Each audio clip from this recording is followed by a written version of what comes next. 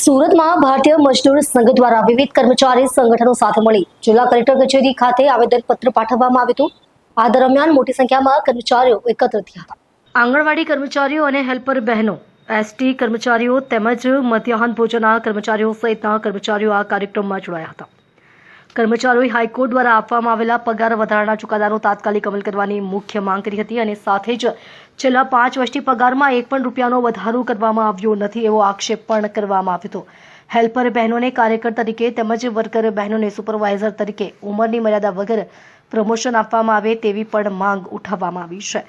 કર્મચારીઓનું કહેવું છે કે છેવાડાના ગામડાઓ સુધી આરોગ્ય, પોષણ સહિતની વિવિધ સરકારી કામગીરી નિષ્ઠાપૂર્વક બજાવવા છતાં તેમને યોગ્ય વળતર મળતું નથી। ભારતીય મજદૂર સંઘે સરકારને કર્મચારીઓની માંગણીઓનો તાત્કાલિક ઉકેલ લાવવા રજૂઆત કરી છે। જો માંગણીઓ સ્વીકારવામાં નહીં આવે તો આગામી સમયમાં ગાંધી ચિંધ્યા માર્ગે આંદોલન કરવાની ચીમકી પણ ઉચ્ચારવામાં આવી છે। આજે કલેક્ટરને શું રજૂઆત માટે?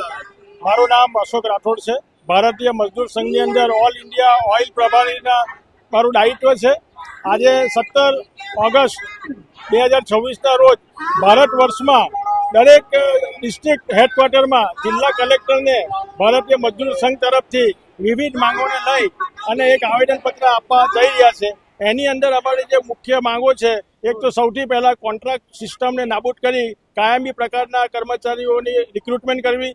ત્યાર પછી મિનિમમ જે માસિક વેતન છે એની આપણે વૃદ્ધિ કરી અને 30,000 સુધી આપણે એની માંગ રાખી છે।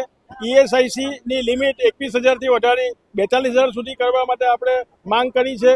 એ સિવાય આપણે બેંકના જે 5 ડે વર્કિંગ માટે આપણે ડિમાન્ડ કરી છે।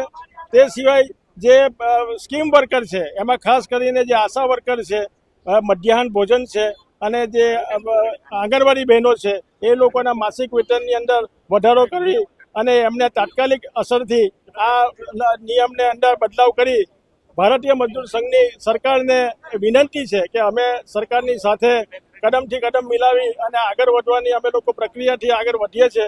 ભારતીય મજદૂર સંઘ એ એક્રોસ ધી ટેબલ નેગોશિએશનમાં માને છે। અમને મજબૂર કરી અને ધરણા પ્રદર્શન કરી અમે જે દેખાવો કરીએ છીએ એની ઉપર તાત્કાલિક અમારી જોડે વાટાઘાટો શરૂ કરે અને આપ સૌ કર્મી મીડિયાઓ આ અમારા જે આંદોલન છે એને થોડો કવરેજ આપે એવી